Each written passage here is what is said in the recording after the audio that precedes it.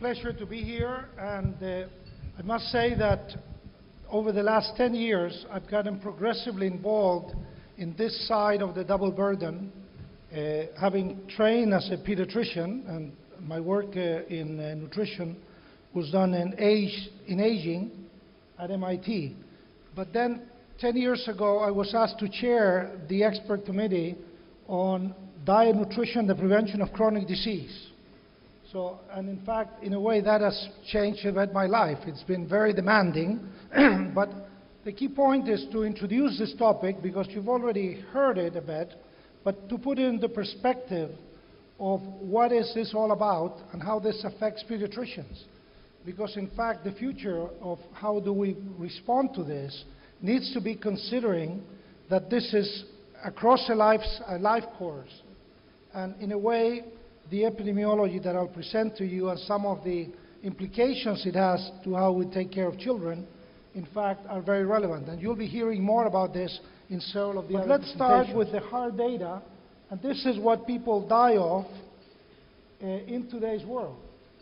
People die predominantly of non-communicable diseases. And of course, if we looked at the maps of the world and how they've been changing in terms of the prevalence, it looks like it's communicable. It's not communicable by bacteria or viruses, but it is communicable through other means. Inactivity, poor diets, stressful environments. So more than half of the deaths, in fact, are related to the NCDs. And we all know that we're going to die of something, most likely of an NCD. So the real topic then becomes premature and preventable death from NCD. So if you die after age 70, we really don't mind too much. But if you die before age 70, we've invested a lot in you, and we've not actually got our money's worth. So the main issue is that the causes of the NCDs are mainly related to cardiovascular disease, which account for about 17 million deaths, and then cancer. Now, cardiovascular disease in most places is starting to come down, while cancer starts to increase. And part of the reason why cancer is increased is that we're living long enough to develop cancer. So the main risk factor for cancer is living a long life. Now, the other chronic diseases which we pay less attention is in fact the chronic respiratory diseases and diabetes that can be put as a separate, but diabetes is an underlying factor. One thing that is of concern, and at the last summit on NCDs, there was no mention of obesity, although obesity, after tobacco, is the main cause of cancer, and 2/3 out of the cardiovascular disease death are linked to obesity. But it's considered yet a condition. It was only in 1989, for the first time, that WHO convened a group to discuss obesity as a health condition. It was before, it was really largely ignored. So there's 14 million deaths that can be prevented and that have direct implications to the economic well-being of the countries. This became the second topic in the UN's lifetime to be considered in the General Assembly. AIDS was the first one, and in September of 2001, we had the discussion for the first time of NCDs as a priority issue in the UN. This is Ban Ki-moon, and the meeting that was convened and the experts agreed on concentrating on 4 diseases: heart disease and stroke, diabetes, cancer, and chronic lung disease.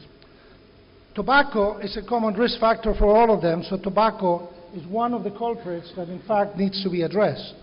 But for 3 out of the 4, unhealthy diets are also very relevant. Physical inactivity and unhealthy diets are in fact the cornerstone of the prevention of these conditions. Now, these are the developing country deaths, and you can see that in fact the same countries that are most affected by undernutrition are also affected by death from chronic diseases at early age. So sub-Saharan Africa and the Indian subcontinent and the Asian subcontinent, in fact, are mostly affected. And we can see that the Middle East is also prominent, and it is no surprise because we're sitting in an area that are, in fact, the capital of the world for diabetes and chronic diseases. Now, this was for men, and this is for women. And again, the situation for women is similar in terms of the geographic distribution, slightly less prominent. Women are supposed to live longer than men. That's why we're seeing this slightly less intense coloring, but it's a similar distribution of the problem. The other fact is that as we see the trends in the last decade and the projected changes, we see that NCDs in Africa and Southeast Asia will in fact decrease, while infectious diseases are coming down. So in fact, we have better control of infectious diseases, and we have then a rising contribution to death and disability from the NCDs. So the trend is going in the direction of increasing prevalence, and that's why it's necessary to take action. We've talked about obesity, but the fact is, at the present time, obesity on a global basis has displaced undernutrition as a cause of disability. And we can see that if we put the cutoff at 25, we have 1.1 billion people that in fact are overweight and 300 million people that are obese. If we then look at optimal BMI, in fact, it's not 25, it's really closer to 23. We have a total of 1.7 billion people that are in the category of increasing risk of death and disability because this is overweight. How the world looks, and you can see here the percent of adults that are obese with a BMI over 30 from the global database. And this is the list of the top 10, and you can see that this region, Saudi Arabia, prominent here, and Egypt, Bahrain, Kuwait, in fact, the Arab countries are in the top 10 of this category. And obviously, it's a matter of concern, so I think this is the right place to come and discuss this. If we look where people are thinnest, we find them mainly in Asia, and virtually all of them, and in some of the countries in Africa. But we can see that Bahrain, Kuwait, United Arab Emirates, and Saudi Arabia are among the lists of the top places where there's obesity. And obviously, it's something that is already then having an impact on the diabetes rates. It's not only the obesity, the diabetes rates. And if you actually circulate in, I haven't done it in Oman, but yes in Kuwait, and yes in the United Arab Emirates and Saudi Arabia, the bypass surgery and the management of diabetes is a real problem in this region. So we see that it's not a problem of the rich versus the poor, it's a problem that's occurring virtually everywhere. And if we look at the traditional deficiency diseases, they are occurring mainly in developing countries. But this list of the adult chronic diseases is occurring in a global basis, and it's occurring in the South just as much. Now, here is where equity comes into looking at what age do people die. So if we're interested in children, of course, we would be concerned with the communicable diseases, and this is not an exercise on what should be prioritized. Both should be prioritized. Preventing death of children will mean addressing predominantly communicable maternal, perinatal, and nutritional conditions. But if we're looking at non-communicable diseases, we see obviously that the death occur predominantly after age 40. Now, are those two different agendas? The answer is definitely not, because the prevention of chronic diseases starts early on in life, and that's part of what you will be hearing at several of the presentations coming ahead. This is the world we live in, and they are coexisting. This is sub-Saharan Africa, and in this case, somewhere in the world, as seen by Botero, the Colombian artist, and you can see here, for those of you who are interested in defining if this is environment versus genetic, the cat is also obese, suggesting that it's the environment. But it's important that we need to then talk about this agenda as malnutrition in all its form, to develop common strategies with a life course approach, define adequate food beyond energy, the quality of the food supply. When you go to FAO, they say we've actually defeated hunger. All they are measuring is availability of energy.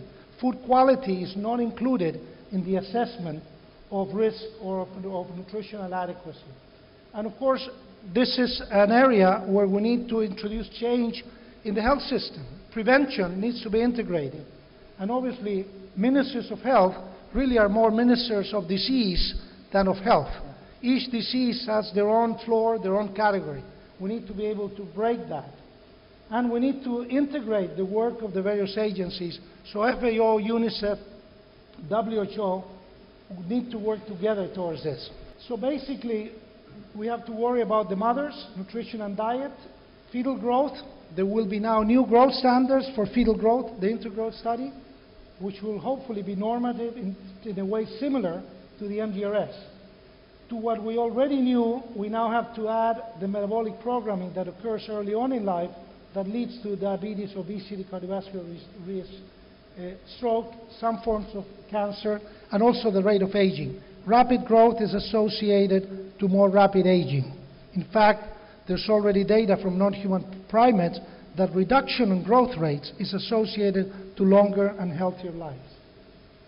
It used to be that we were concerned with the worry of famine, and it's now obesity and chronic diseases. So with this, I leave you so that we can hear and discuss this topic, but this is something that affects mainly Asia and Latin America and also the emerging countries in Africa. It's a problem that affects all of us, and what we do or fail to do will in fact define the type of health our children will have. Thank you very much for your attention.